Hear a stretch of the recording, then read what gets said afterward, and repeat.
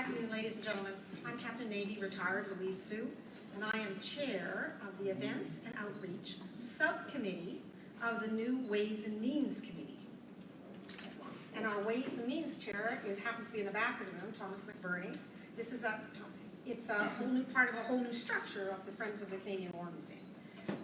I have the distinct pleasure this afternoon of introducing our guest speaker. Dr. Andrew Burtch is the Canadian War Museum's post-1945 historian. As curator of the Gallery for A Violent Peace, he is responsible for all questions relating to conflicts from the beginning of the Cold War to the present day. He has worked to develop temporary and permanent exhibitions about the Afghanistan War, the Cyprus Peacekeeping Mission, the Korean War, military medicine, war and media, and contemporary operations. He served as the acting director of research at the Canadian War Museum from April 2014 to April 2015. His book, Give Me Shelter, The Failure of Canada's Cold War Civil Defense, received the 2012 C.P. Stacey Award for Military History. It's my pleasure this afternoon to introduce Dr.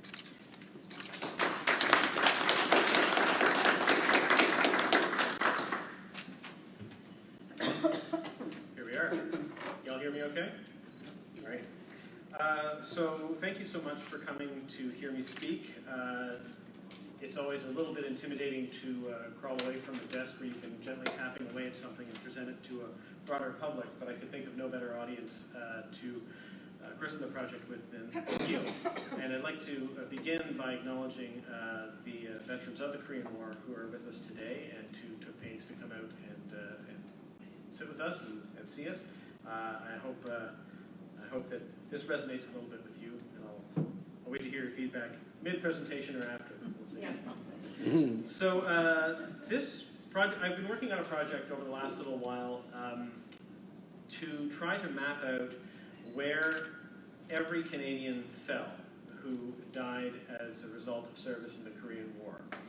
And I've had some success with that. There's an online map that is now available and is name searchable.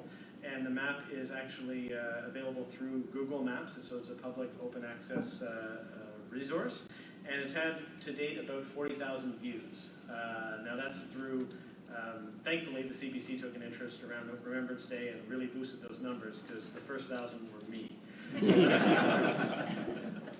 But this project began as a bit of a nagging question. Because in my capacity, you mentioned in the introduction that I'm responsible for all questions. It means I'm also responsible for the answers. And while I'd long known that 516 Canadians are listed in the Korean War Book of Remembrance as having died during the Korean War, when they would follow up to say, well, okay, but how did they die? And so, well, I have a part of the answer there that 312 of those 516 were killed in action, died of wounds, or missing, presumed dead, or have no known grave. 309 of those are in the Canadian Army, and 3 of those are in the Royal Canadian Navy through the attack on HMCS Iroquois in October 1952. But the last 204, when they say, well, how did they die? And I was left with the answer, got to figure that out. So over the last 2 years or so, mid-mornings, I would go over to the library and archives, and they were very generous to open up the personnel records section to me, and they would release in batches, 20 at a time or thereabouts, the personnel records of the Canadians who were killed during the Korean War. And this was done because, as any of you who've done some genealogical work or military history work know, after 20 years after death, those records are open.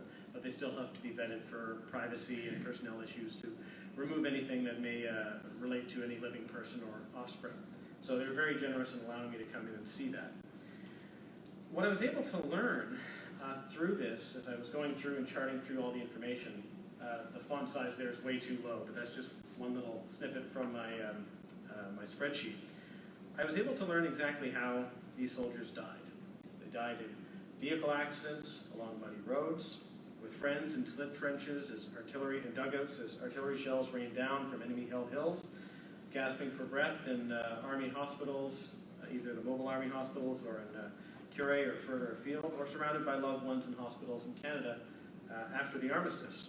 They died on leave. They died in transit. in company of others, or alone in bedrooms and parlors beset by their own private demons. They died in or by enemy hands, and in a few rare cases, at the hands of men wearing the same uniform. The casualty documentation captures the ravages of the illness and accident, modern weaponry on the human body, with graphic descriptions of how men were shattered by these weapons. Cumulatively, reads better, doesn't say very well. The records are a reminder that the categories assigned in classifying casualties have a sanitizing effect, and that the aftermath of some actions were a horror that were never able to be conveyed in newspaper reports, the few that were filed from Korea, let alone sensibly the letters to bereaved families. As Michael Stevenson reflected in his study of battlefield coverage over a long period of time, combat is a bloody gutter slop, nasty, brutish, and short, an abattoir that is only later cleaned up and decorated, perfumed and decorated with the laurel crown of history.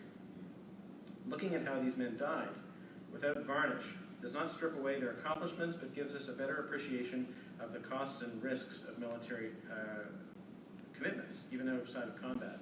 So this is the breakdown that I pulled together based on the spreadsheet. Well, I say I did, but I just told Google Sheets to do it, and they did it for me. But there are all the various causes, including killed in action, which is the majority, died of wounds, missing presumed dead, here, murder, a couple of cases of that, natural causes, accidental death, suicide, there are 8.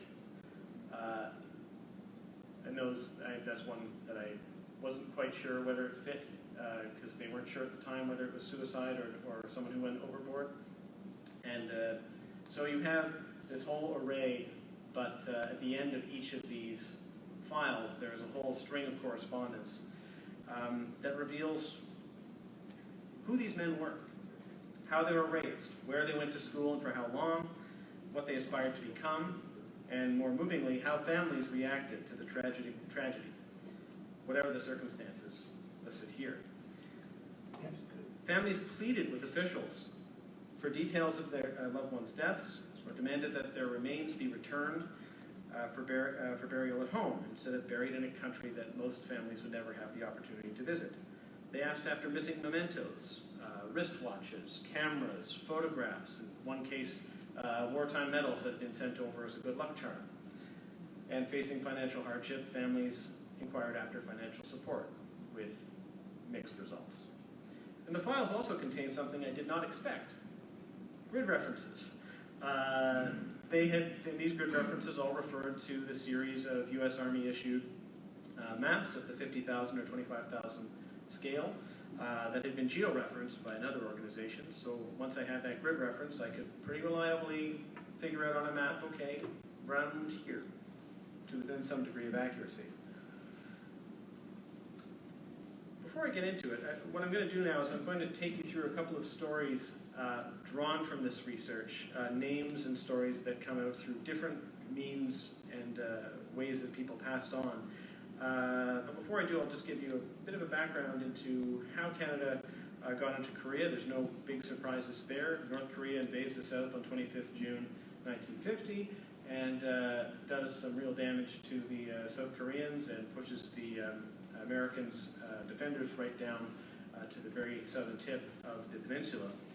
And Canada was one of the signatories on to UN measures that would establish essentially the UN response to this aggression, but they weren't particularly eager to commit overmuch to Korea.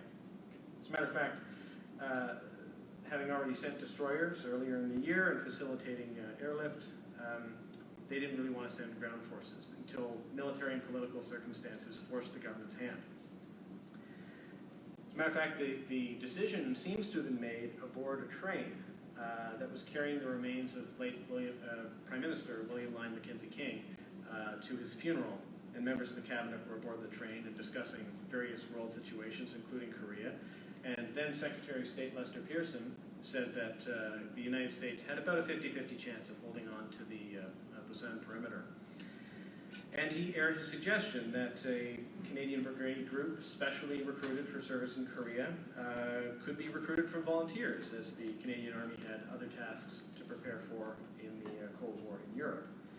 But what sealed the decision for the members of the cabinet around the table was that the UK was going to up its commitment, and that shortly thereafter, likely Australia and New Zealand would follow suit, and then pressure to send troops from Canada would be irresistible.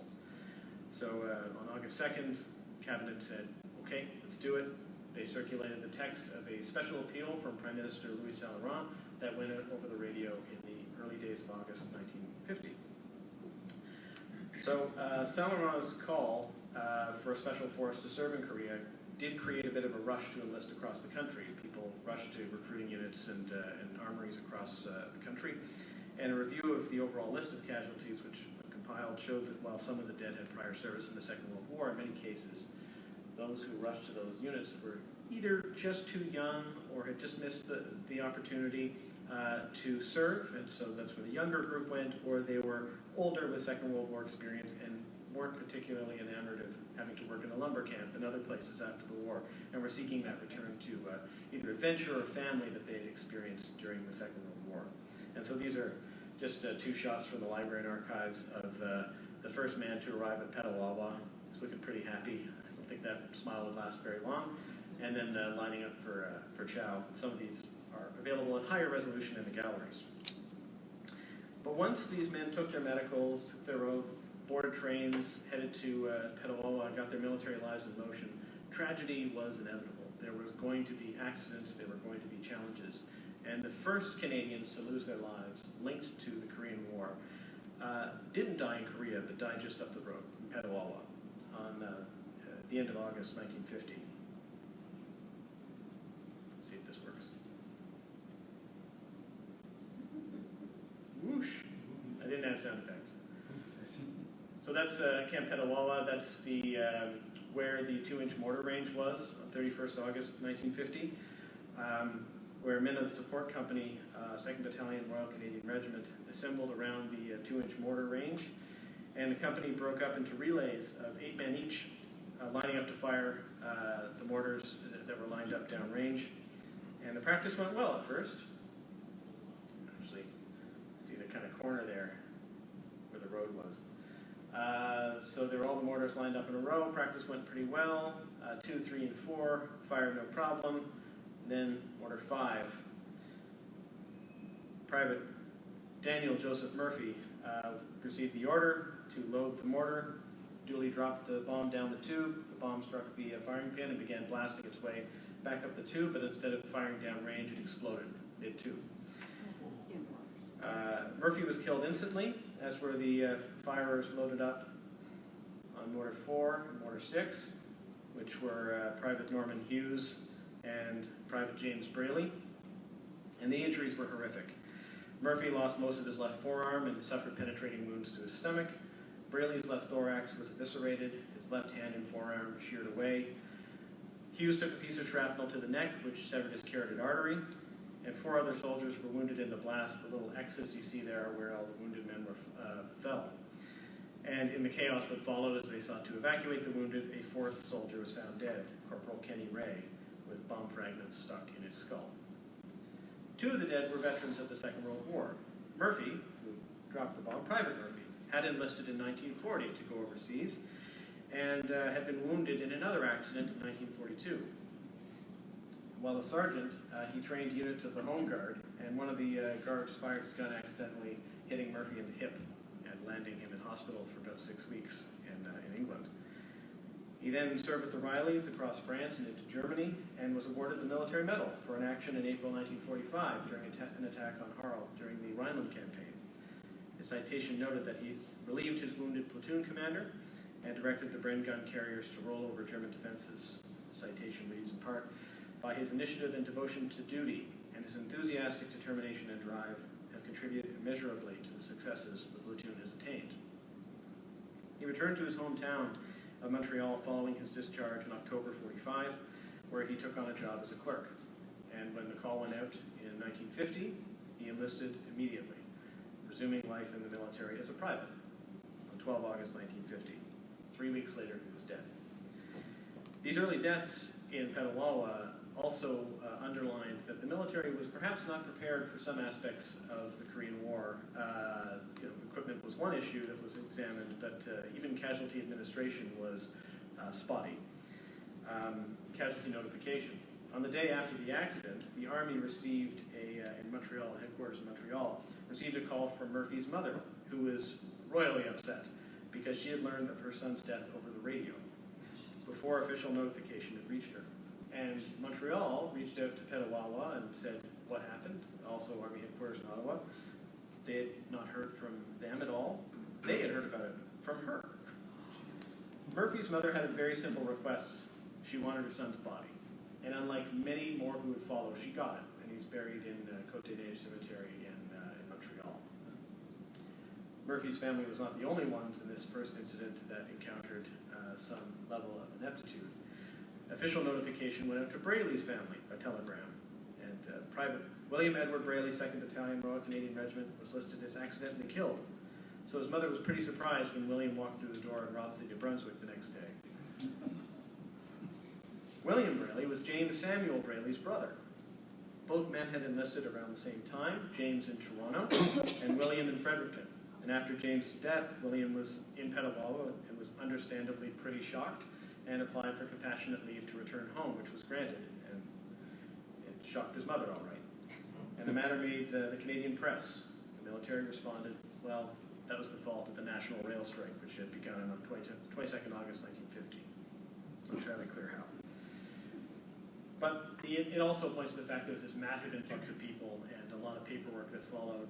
Some people point to the rush of recruiting the Special Force, which is very prominent in the Canadian historiography about the shortcomings of the recruiting process.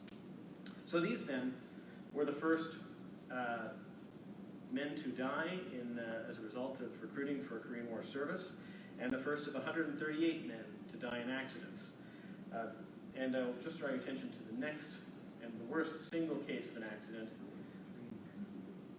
which you may well know is the Canoe River train accident of 21st November 1950.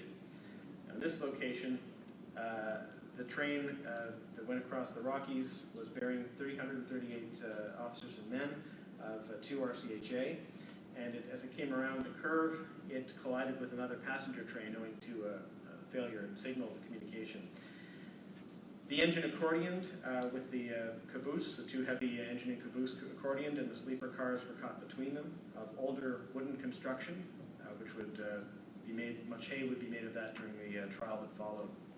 The baggage car, carrying heavy boxes of equipment and the gunner's personal belongings, was bent and demolished, and the first 3 of 14 sleeper cars holding these gunners collapsed, crushed, and was twisted as superheated steam exploded from confinement, creating fires. The enginemen and firemen of both trains, civilians, were killed instantly. The soldiers within were thrown forward, they were bent, they were broken, crushed, just as the sleepers they occupied. Some 40 gunners were injured, with burns, fractures, and at least 1 case of paralysis. 17 others were less fortunate, crushed and broken in the first few cars. And you can see these are photographs that were taken by Lieutenant F.S. Card about 20 minutes after the collision, after they had managed to evacuate and then went back when it seemed like no further collisions would happen. But you can just see that this is just a mangle of steel and steam and fire, and but there were still men caught in those remains. And you can see here gunners from 2 RCHA trying to extricate people with hatchets, with their bare hands, trying to get their colleagues out. So it's no surprise, given the violence of the crash and the intensity of the heat, that of the 17 gunners, two of the gunners, their remains could never be recovered. They were completely burned up or thrown far enough and were never found. But surprisingly, of the 17 who died, 1 actually survived and was able to get to medical care, did not die immediately at the scene. And this was Gunner David Owens, who was 19 at the time of the crash. He was born in Winnipeg, but spent most of his life in Granby, Quebec, with his mother, and enlisted with his brother at the call to adventure. And he was in car 31 of the troop train. And he was well enough during his treatment that he was able to give a statement. At about 10:30 hours on 21st November, I was in car 31 of troop train from Shiloh to Fort Lewis. The train suddenly stopped and I was knocked forward. I felt steam all around me and I sustained many burns. Owens was burned all over his body, second and third degree burns to both arms and forearms, his trunk, hips, face. In the space provided for a signature on the statement, there is written, "Unable to sign, fingers stiff." He lingered for 3 excruciating weeks until he expired from his burns on 9th December 1950 at the Colonel Mewburn Pavilion Hospital in Edmonton. 9th December is a fairly significant day, and I'll get into that a little bit, because the first Canadian soldiers arrived in Busan on that day in 9 December 1950 after a most unpleasant trans-Pacific journey aboard the USNS Joe P. Martinez. As they crossed the world, talk aboard ship and in the press turned from discussion about an early UN victory in Korea after the success at Incheon and the boredom of possible garrison life ahead, to discussion about the surprise, well, to the UN anyway, surprise Chinese invasion that threatened to encircle the UN forces and was pushing the UN back further south. It was a reality facing the men who had already sailed for Korea earlier aboard Canadian warships. And a few days before the Canadian soldiers arrived, the first casualty for the Royal Canadian Navy took place during the otherwise stellar operation to evacuate Chenampo in December 1950.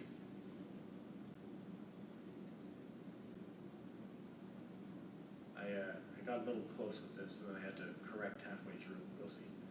Not Joe out. So ships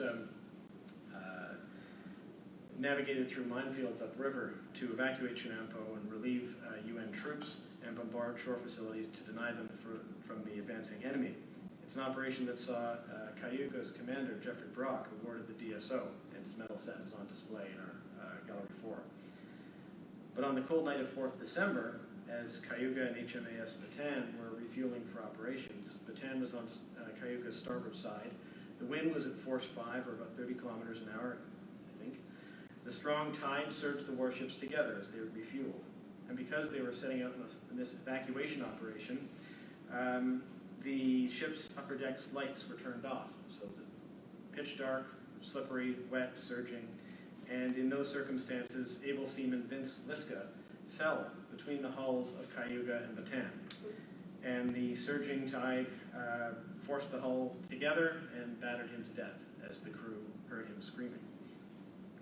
The ship's crew went to his assistance, but he was killed almost instantly, and unfortunately their recovery efforts failed. It was foregone.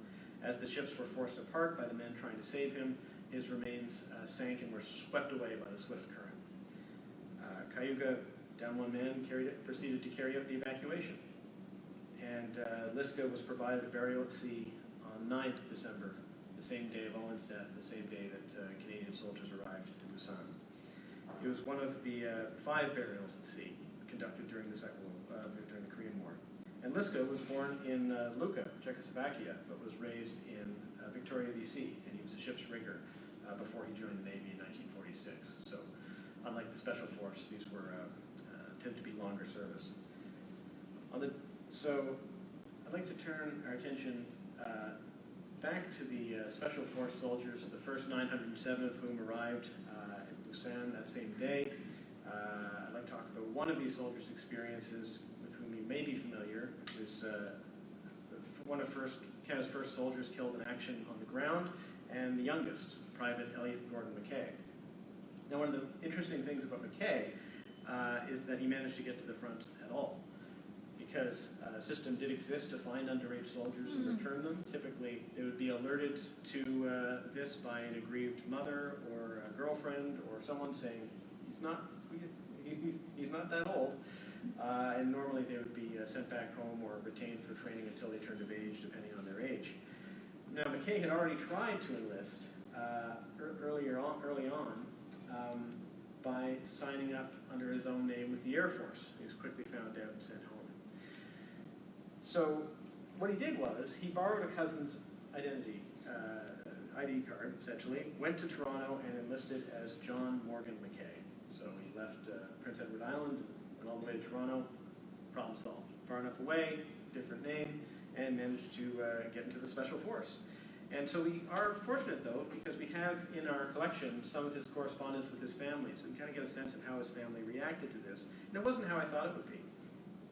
He actually chose to inform his parents a few days after he enlisted, in part because his photo got into the Globe and Mail, because he was the 1000th recruited for the Canadian Army Special Force, so hoping to fly under the radar kind of backfired, and I think he probably wanted to forestall getting sent home. But his parents were pretty understanding. In the letter they wrote to him, his father wrote to him, he said, "We were thinking you were anxious to go and didn't have the letter of permission to enlist that we sent you after you were sent out of the Air Force, and used someone else's name so they would think you were old enough.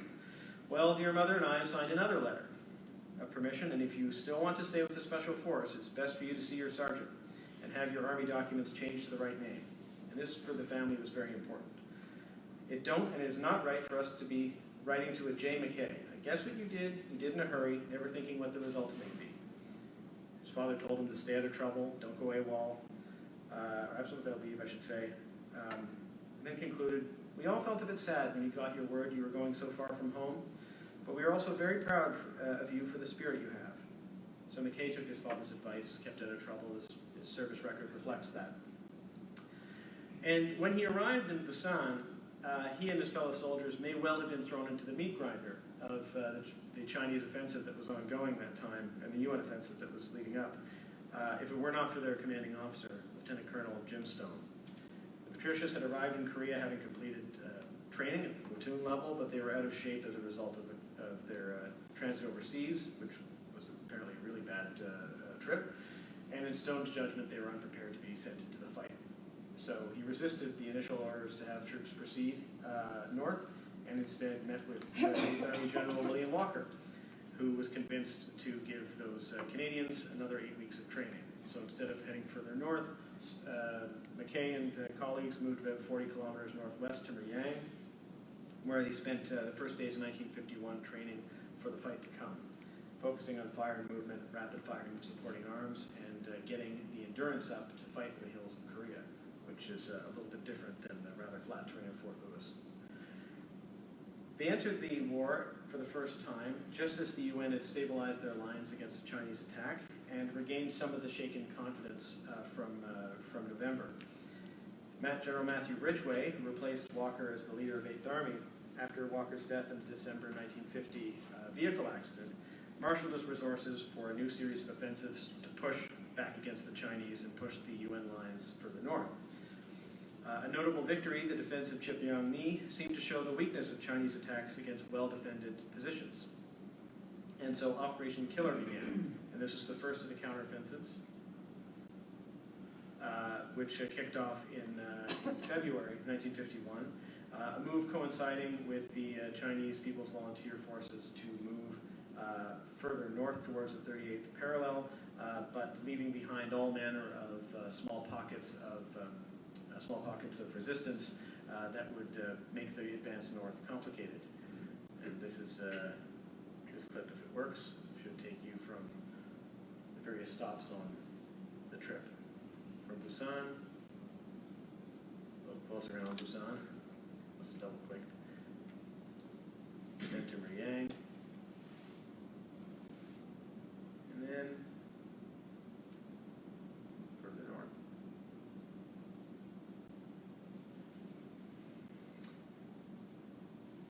They were meant to get further north to the high ground northwest of Honsong, but when they kicked off on 19th February, in 3 days. But the roads were pretty much non-existent, thawing and freezing, muddy. The rearguard actions, which began shortly after they kicked off, meant that the 3-day window was not likely to happen. Private McKay would never live to see the Albany line. On 23rd February, he was one of the soldiers sent to take over Hill 444, which is shown there, an otherwise nameless feature on the left flank of the valley near Soju. At 1340, the war diary listed a brief fight with enemy on their objective, 2 men killed and 1 seriously hurt. Sorry, that's 22nd February. In fact, 4 men were killed in that first engagement. And while the war diary records are pretty sparse, there have luckily been a lot of published memoirs. of this time, and or a number of them, and they provide some additional details. So McKay and his fellow soldiers moved up onto the feature, which was quite a climb, and the objective had not yet been subjected to artillery fire. The lead platoon advanced under observation from a concealed Chinese light machine gun position, which opened fire and immediately killed 2 soldiers, including Private Frederick Anderson, who was born in El Paso, Texas, and was killed by a bullet to his left temple, and Private Lloyd Ern Peters, who was also killed, a gunshot wound to the stomach. McKay appears to have been killed in the attack that followed off of this ambush, as the platoons pushed onto the objective, taking fire from machine guns and from enemy mortars, one of which hit McKay and killed him instantly. And the cause of his death was listed in his personnel file as shell fragment, wound, head. Also killed in this barrage was Private Kenneth O'Brien, who enlisted here in Ottawa, and who died from blood loss after shrapnel pierced his shoulder. The men of 2 PPCLI would push on to the next day to another objective. There's a letter of condolence from Whitaker, his platoon lieutenant. But for McKay and his fallen friends, a journey of another type would begin. His remains were wrapped by his comrades in a sleeping bag and were moved off Hill 4-4 and back through the rear echelons, sent south alongside other casualties. In the condolence letter that I just put up there, Whitaker, with his lieutenant, seemed a bit unclear about where his remains might go. Whitaker wrote, "It may relieve your mind to know he was killed instantly, and his body will be shipped back to Japan for burial in the Commonwealth Military Cemetery," meaning the cemetery in Yokohama, Japan. But in fact, McKay's remains entered the custody of the U.S. 8th Army in Korea's Quartermaster Corps, who deposited his remains at the new UN Memorial Cemetery. Journey was Hill 444, and then the journey back south, back to Busan, and zoom, there we are. That's the Busan Cemetery. This cemetery, and likely Whitaker's confusion about where McKay and his other men would go, was a product of the same seesaw type of war that had taken place in the war to date. The Graves Registration Division of the 8th Army had maintained grave sites near each of the major battles. The first UN cemetery, which was established in Daejeon by the 24th Infantry Division in July 1950, had to be abandoned with its occupants as the North Koreans pushed the American defenders south. Other temporary grave sites at Incheon, Wonsan, Hungnam, Pyongyang, Kaesong, Sushan, and elsewhere were all established. But the entry of China into the war and the resulting UN withdrawal forced a reconsideration of the graves policy. All of the temporary cemeteries had to be evacuated, and if they could, and the remains the disinterred moved south. And so when we hear about the repatriation of remains, some of those remains in North Korea today are from those the sites that we couldn't get back to. Lieutenant Colonel John C. Cook recalled in a retrospective of the QMG's work in Korea that this moment was decisive. Acting on the recommendation of Quartermaster Far East, the Supreme Commander of United Nations Forces directed the evacuation of all UN temporary cemeteries. The remains of all United States deceased were to be prepared for shipment to Japan, and the deceased of Allied nations were to be concentrated in a centralized United Nations military cemetery. So the remains of American servicemen would transit back to Japan, and from Japan, owing to a subsequent decision, back to the continental U.S., where they would be buried by their next of kin or according to wishes. But the Canadians and other Commonwealth countries, Turkish and other allies, would be buried at this cemetery, which began consolidation in January 1951 and largely benefited from the work of the hundreds of thousands of Korean refugees and workers. The key difference in policy between the American model of repatriation and the UN model, which was in keeping with Canadian military policy that burying people where they fell overseas, which was in place until the 1970s, would really shape the memory of the war in Canada, I think. I found an interesting note debating briefly whether Canadians from the Far East should be brought home. And one of the responses was, well, no, we can't do that because families will want the remains in Hong Kong brought home then. So we can't do that, which I thought was very interesting. It's unclear precisely when McKay's remains reached the cemetery, but he was buried there on 10th March 1951, still in a sleeping bag cover until he was reburied in the first row in grave 47. I don't know who was in his burial party to see him home, but a Protestant American military chaplain administered the burial rites. An interment report, a copy of which is in his personnel file, was placed in a bottle and buried a foot in the earth between McKay's remains and the simple white painted cross reading Private John Morgan McKay, 2 PPCLI, the name he assumed when he enlisted.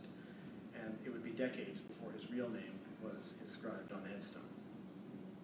In time, McKay would be joined in the memorial cemetery with 377 other Canadians whose remains were not returned home. In that time, the remains, I'd like to acquaint you with a few more of them from the battles that followed Hill 444. The first, from the Battle of Kapyong in April 1951, is Private Maurice Sherman Carr. Carr was born in 1922 in New Brunswick.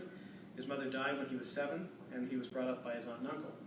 At 18, he enlisted during the Second World War and served with the Lincoln and Welland Regiment, but went into Normandy with the Algonquin Regiment in August 1944. He fought through the final battles in Normandy and into Northwest Europe until a German bullet struck him as he was scaling a fence at Bergen-op-Zoom on 23 October 1944, suffering through and through injuries to both thighs and the bullet stopping in his left hand. So you can kind of imagine the position he was in as he climbed the fence.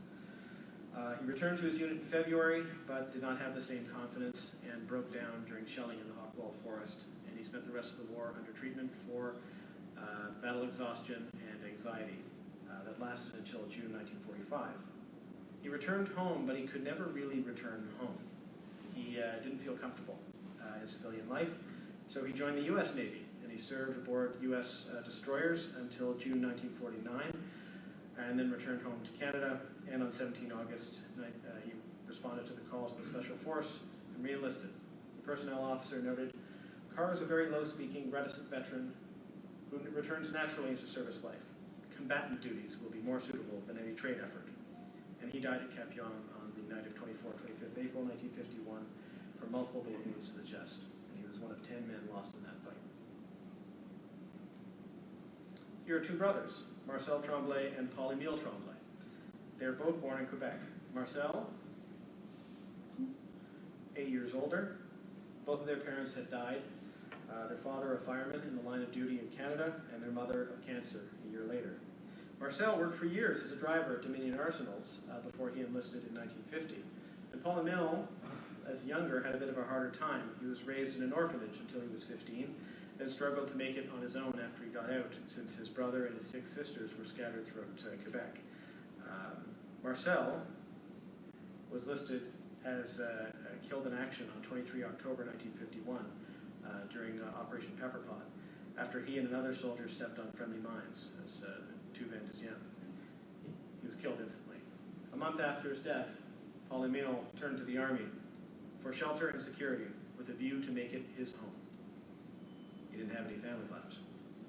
A year later, in his dugout, in positions just south of Hill 355, Paul-Émile was killed during a massive bombardment on the night of 5th to 6th September, part of the escalating Chinese artillery attacks that would culminate in the massive October Battle of Hill 355, which would claim the lives of more than 20 of the RCRs. On the night of Paul-Émile's death, the Chinese dropped 400 shells over 2 company positions. In a rather understated report following, Major Peltier, OC Officer Commanding B Company, reported that nothing remained of Tremblay's personal belongings because the body was very badly hit and the dugout behind where his equipment was placed was destroyed. The burial report makes pretty clear what remained of Tremblay and shows the devastating nature of these injuries and why, as the artillery concentrations in the enemy-held hills grew after the UN line settled along the defensive line, artillery became more and more of a threat, so small arms deaths dipped, and mortar and artillery went really high up.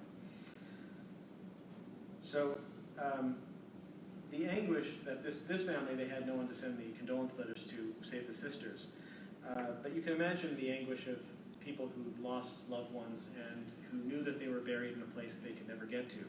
But there's a different sort of pain for the families of military members who went missing during the war. And the largest single cause of the missing presumed dead category in Korea was the aftermath of the Chinese raid on Hill 187 and Hill 97 and the Canadian outposts on and around the feature. The night was disastrous. 26 Canadians killed, 3 RCR, 11 taken prisoner. 3 of those prisoners would not return. Private John Burtch, here, was taken prisoner by the Chinese, who swept over his position, last seen in his light machine gun nest. He was last seen by other soldiers who were taken prisoner as they marched towards the Chinese forward defensive lines. Information from prisoner of war interrogation reports was in their file, and it basically provided a little bit of an insight into their last moments. They were going down the hill towards no man's land in small groups because at this point, as you know, artillery was coming down on the position to drive off the Chinese. And as the enemy, the Chinese and the POWs were being taken down the slope, friendly fire was splashing down, and one of the groups was hit mid-dash by an artillery barrage. Burtch was one of them. And again, these are prisoner of war interrogation reports sometime afterwards. It may not be as reliable, but fairly consistently the reports were that they were hit as they ran. Burtch was one of them. Marcel Bear, a Cree soldier, was another. Burtch was hit in the leg and Bear in the stomach. And Lance Corporal Badowich, who was taken prisoner, last saw the 2 of them placed in a communications trench, and the Chinese prevented any other prisoners going to their aid. It was the last time they were seen, and after the reports came in, their status was changed from missing to killed in action. But they never received a formal burial. Canadian soldiers died right up until the armistice, right up until July 1953. And then, as this chart shows, in rather poor resolution, from the beginning of the war right to the end, there's 1 month of a blessed reprieve from deaths. But deaths associated with service in Korea continued right through till 1956. The last death associated with the Korean War actually took place in Canada, just like the first 4, when Major Philip Gower, a decorated D-Day veteran who was awarded a military cross for his role in the Royal Winnipeg Rifles assault on Red Beach, Mike Sector, Courceuil-sur-Mer. From his citation, Gower stood upright on the beach, coolly directing the employment of his subunits, and by his personal example of bravery, skill, and daring, reduced the defenses one by one until the beach defenses were overcome. He was taken prisoner during the Normandy campaign, and after he was liberated and returned, he later served as the final commander of the Canadian section in the 1st Commonwealth Division in his headquarters. He served his tour in Korea without incident. Things were much quieter then. The demilitarized zone had been well established, and protocols and provisions set up there. But when he got home, he was hoping to get a ride from Vancouver to Calgary aboard a train. Unfortunately, that didn't quite work out. He wasn't able to get that, so he bought a plane ticket aboard Trans-Canada Airlines Flight 810, which crashed into a mountain on its way to Calgary. And Gower was one of 62 Canadians, including a number of football players, who were killed in that accident. He was one of the last group of Canadians to serve in Korea. The expeditionary element of that, apart from the UN commission that continued to remain there, they wound down over the years until the last left in 1957. But as the commitment ended, the discussion began about how the war should be remembered officially.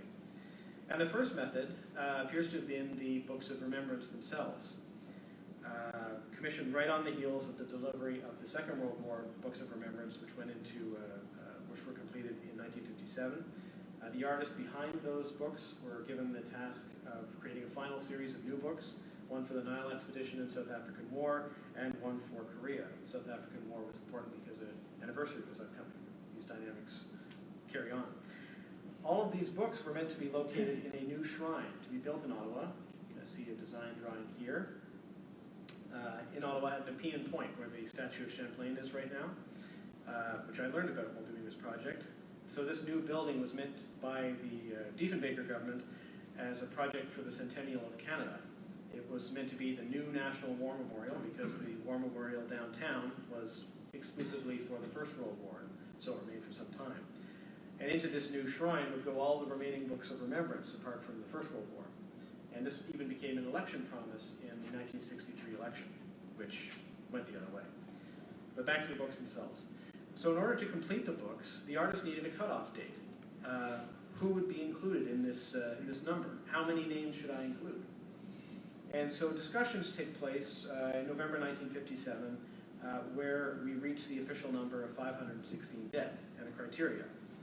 It was decided that the dead would include a cutoff of 31 December 1956, and Major Gower's case was raised specifically. Should he be in the Books of Remembrance? To their credit, they said yes. The Committee on the Books of Remembrance, which was run by Veterans Affairs Canada, made the decisions in conjunction with the historical section of D&D and C.P. Stacey. The numbers included Canadians who enlisted for the Special Force, but who died in Canada or the United States before proceeding overseas. So it would include Canoe River and others. It included deaths on service in the regular force after Special Forces service, but linked to activities in the Special Force. So if you had an injury or illness which culminated in a death before 31st December 1956, you count. But it would not include deaths on strength in the regular forces after service, where ruled that death was due to service in the regular forces or where no ruling was given. So this explains why some deaths from disease in Canada were included, but why some accidents or suicides after the 30-day post-return period went on. So the 8 suicides that are in that official number include people who were on service with the regular force, but who took their own lives before they deployed, or just as they were deployed, or in the 30 days of leave after they returned. After that, they were regular service, and if they took their own lives, it was not deemed to be linked to Korean service. So the book was completed by 1961, but the new National War Memorial was not. It vanished with the 1963 election. It never came back. So the committee decided as a temporary measure to place the book alongside others in the Parliament buildings in Ottawa, temporarily Memorial Chamber. And it was unveiled on Remembrance Day, 1962, in a ceremony led by Governor-General Georges Vanier, who was assisted by Sergeant J.M. Kane, Korean War veteran. And at the unveiling, Vanier said, "No words of mine are needed to add luster to their renown. The world will remember. The Korean Book of Remembrance records and consecrates their glorious memory." Says George Vanier. But interestingly, on this occasion, I also found out what Diefenbaker, who was present at the ceremony, said. And the terminology that he used was reminiscent of much of the discussion of the Korean War as a police action. He lumped the war in with other commitments and said, in Korea, Middle East, and the Congo, the forerunners had made their contribution for their assurance and of the rule of law and justice. So it wasn't about going to war to liberate South Korea. It was about rule of law, UN Charter, all of that sort of thing. So that language was a bit of a problem. So after that unveiling, the National War Memorial fell off the national agenda with the 1963 election, and it would be another 26 years until veterans successfully agitated to have the names and dates of the Second World War and the Korean War added to the National War Memorial. This is a shot at the unveiling with Governor General and Minister of Veterans Affairs unveiling the dates on the War Memorial. I had a chance to chat a little bit before his passing with who was General Ramsey Withers, who was a volunteer here for many years and was Chief of Defense Staff then at the time. And he told me that as he informed various parties that he would not allow the forces to support Remembrance Day unless this was done. I haven't gone and looked at the files, but I believe him. But still, there was no memorial specifically for Korea. And in this, we've been far behind what was done for the war dead in Korea by the Korean government. And much of that has been accomplished has been led by veterans themselves, be it the Korean War Wall of Remembrance in Meadowvale Cemetery in Brampton, Ontario, which opened in 1997, or the Korean War Monument to the Fallen, which is on the Mackenzie King Bridge here in Ottawa. And both echo the Memorial Cemetery. You can see just even in terms of the plaques on the wall, or through an actual reproduction of the monument on the Mackenzie King Bridge, which exists in Korea, both facing each other across that long distance. The one in Ottawa stands for the lasting connection made between Canadians and Koreans as a result of the Korean War. And I'd like to end with one example of these connections, which just as I was preparing my notes for this talk, I received an email from a Canadian who just recently returned from Korea and got a very personal connection and basically wrote my conclusion for me.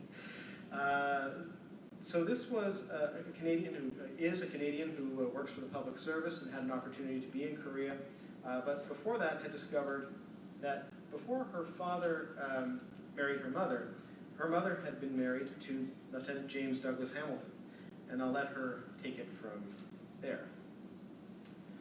Mom was a young woman from a small Ontario town who fell in love with James Douglas Hamilton.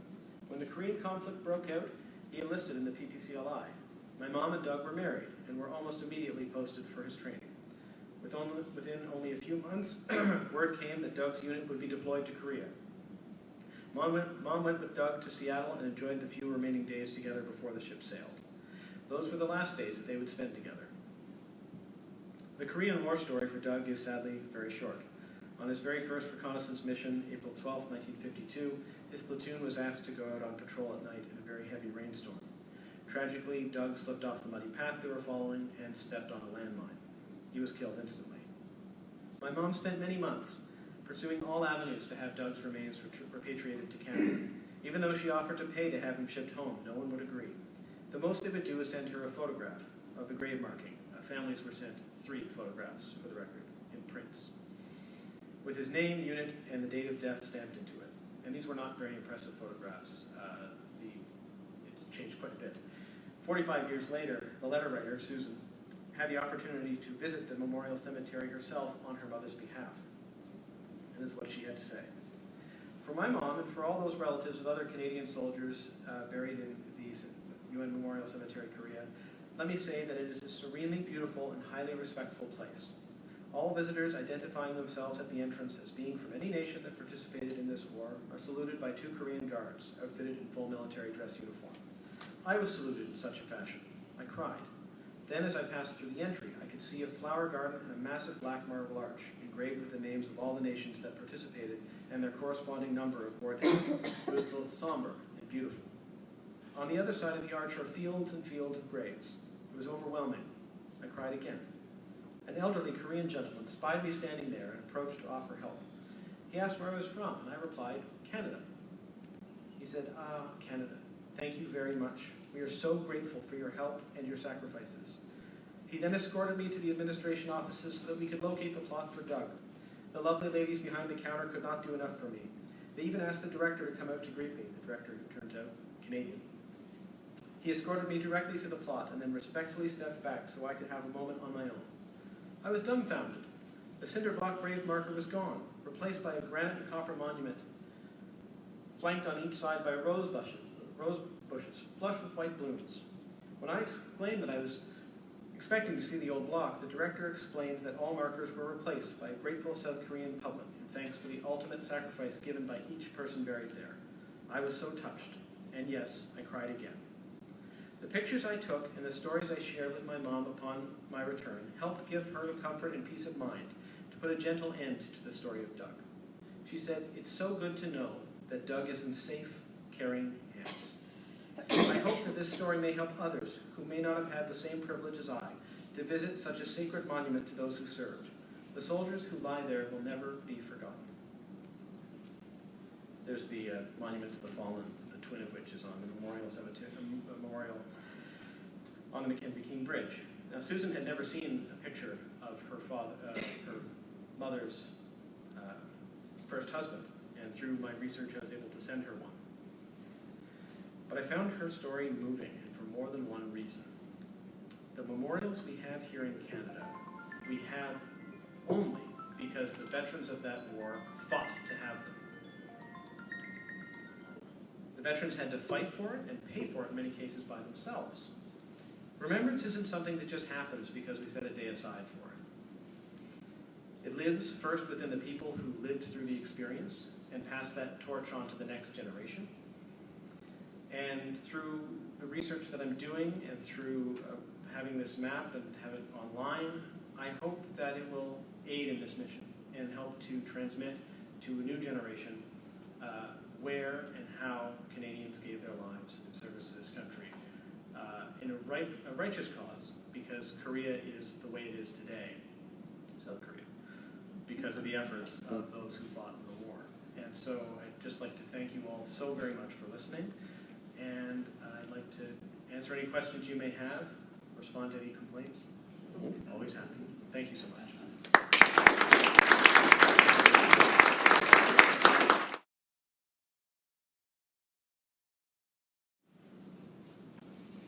Eric. When did the Americans go to Korea? The Americans were already there in Korea, as they had a garrison force in Korea as part of the post-war division of Korea as part of the terms of the end of the Second World War. And then they rushed a fair number over from Japan when things started to go poorly, and then from there they recruited and sent over. But they were already there when the war broke out. But they were there in 1945. Yeah. The numbers, what did the South Korean government, what's their number for Canadian war dead? Theirs is the same as ours. Same? Yep. It's they go with the official number. It is challenging because you look at the number, and as you go through the files, you think, well, this person enlisted here and was discharged from the Army on this date and died the same day. So should this person be in the Book of Remembrance? Do they count? Or people who happen afterwards. So it's a rather arbitrary figure in some ways, the 516. Like there's an argument to be made for a larger number and an argument to be made for a smaller number, well, not by much. But it seems like the Canadian government, that was the tally, the official tally, and then the official numbers were respected by the South Korean government. Were there any Canadians left in the north interred, or were they all managed? Did they all manage to come back?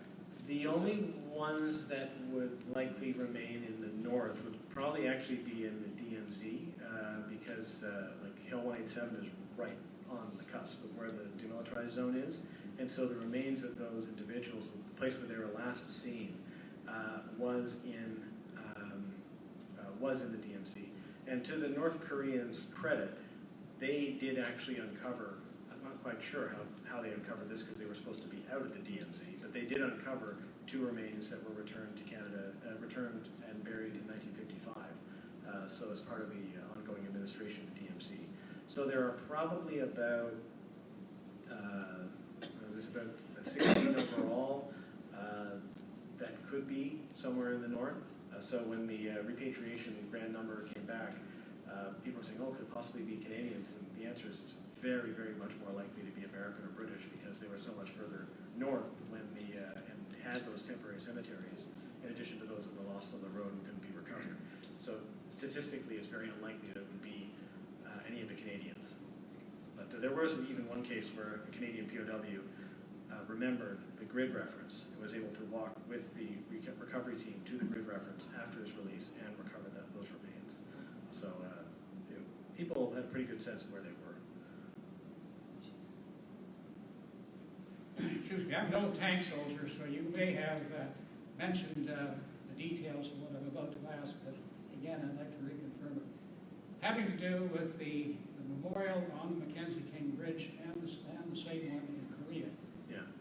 Could we go back over on how they were designed, why, and why in particular they are not exactly warlike? Oh, yeah. Now, those were commissioned. I think I must have skipped a page. Those were commissioned by Vince Courtenay of Korea Vet News, the Korean War veteran himself, by a Korean artist, Youngman Yu. Oh, geez, I have the name. Sorry. It's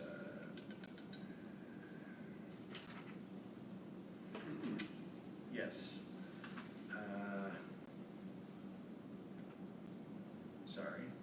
Yeah, Youngman Yu. And it is not warlike because it is a symbol of the relationship between Canada and Korea. So there's a young, go back, see it there. So there's a young girl in the arms of the soldier and a young man. A lot of the war diaries relate to, there's a lot of reference in the war diaries to Koreans, and Canadians had a lot of connection with the children who were in and around the bases. So a lot of the pictures affectionately have these kids, but they also have they're holding laurels of leaves that stand for the relationship between Canada and the country, but also those without a known grave, so buried at sea and otherwise. Does that answer your question at all? But the important part is the concept came from the Koreans themselves, or did the concept come from the Canadian veterans? I believe it came from the Canadian veterans. Well, Am I wrong? I'll rephrase that. Not me. Right? No, not you? I think it came, well, from what I read about it, it seemed to have come from Vince Courtney. But I can ask him. That tells me that we're a bunch of social workers, not soldiers. That was the words I was going to use the same Well, word. that's the impression people like me have, but Right. It was a bit jarring the first time I saw it, so I appreciate that perspective. Anyway, this is what we've got. Yeah. Well, you see, this has come back to haunt us as recently as Afghanistan, because by the end of Afghanistan, we're looked on as international social workers. And it harkens back to this. Oh, and I think there's lots of imagery of Canadians in the Second World War with images that you find in I'm not memorials. talking about the Second World War, I'm talking about post-Second World Yeah. War. And this is the response to Korea is where it all started. And taking that long to recognize it as a war, and on into Afghanistan, for instance, in some quarters is looked upon as a peacekeeping mission. Unfortunately, in 2006, it was acknowledged it was a war, so the waiting period for that was a little bit less. But yeah, for a few years there, it was, peace support operation or a operation other than war, and then 2006, yeah, acknowledged as a war. Some of the imagery that's coming out of memorials for the Afghanistan war echoes a little bit of this, because Well, it makes you wonder who the memorial is for. Unfortunately, we can point the fingers for this in the first instance to NATO. NATO, in its first reference to Afghanistan, did nominate it as a peacekeeping mission. And there were people in Canada that grabbed that, as did the people of the other NATO nations. Yeah. But as far as the people that served there in the armed forces and died, that's not exactly the sort of remembrance we want to pursue. I think we've done a good job here of overtaking it, but it's still there. And this reminds you of what we're liable to run into in Canada. And in Korea, yes. To be fair, the NATO really hoped it would be a peacekeeping mission, but the enemy got a vote. Any other questions? Great. You give the figure of 516 as the official figure, and that comes from the somewhat arbitrary date, the cutoff date of the end of 1956. In your research, do you get any sense of perhaps what the real number is in air quotes? If the cutoff date had been extended, say, to 1960, do you get any sense of the numbers that died, say, after 1956 that are attributable to the Korean War? It's funny you asked that. I think I would be able to do that if I was looking at the kind of Cold War deaths, because I'm hoping to kind of extend that, because quite a few Canadians died in NATO service as well, through all different means and measures. Some of which, the causes of which, we know flight accidents, road accidents, these sorts of things, but there is still that same level, unless you know the person who witnessed or knew something about the person who died. From the outside, it's very hard to say. So I don't know. I think it would be very hard to, it would require a lot more research to be able to determine what the real number would be. I think that it would likely be higher if you were to apply the same categories, but over a longer period of time. But we are confronted with the same thing now over Afghanistan, as you know. So the Afghanistan figure, it varies depending on the citation, but I believe the official figure is 158 Canadians, and then there's 161 if you include journalists and aid workers and diplomats, and that number does not include the number who are reported to have died by suicide since returning home. And I think that's a decision that's a matter of D&D policy and commemorative policy, which you can understand the distinction between combat deaths versus non-combat deaths, and it's a decision to be made. So I hope to learn more as I get into some of the more of the post-war files, and maybe I'll have a bit of a better answer for you. But I think the criteria that were set up at the time was that it would be so hard to determine linkages to Korea in the post-56 area in the regular force if 80% of those deaths were accidents in the event. So divining whether or not they're Korea-related would be quite a bit of a challenge. But you might find some evidence of, maybe hints at that's there may be a linkage there. But I don't think they would be substantially higher. But I think there'd probably be a couple after that cutoff date that could conceivably share eventually the same criteria, but just don't meet the cutoff. And the same is true for the First World War and the Second World War, which cut off in the 1920s, and was it 47, Jeff, that they cut off? The end of notionally, they give a date in October of 1947, but if you look at the books of remembrance, I think they actually go up very close to the end of the calendar year. So by the way, you're circled by historians. So you have one at the front, one at the back. I think that's probably all the time I have. Well, you could have more, but we'll give them opportunities. If you want to come up and ask them questions on your own, you're more than welcome to. I'm in this era where I really didn't know enough about Korea, and all the time I was serving, you always had this issue as a conflict by war, and I always knew that there was this clamor about this and about getting to the ground truth. And so any research that's done that speaks to ground truth, what happened to people, when, where, only adds to the clarity that's clearly needed about the Korean War.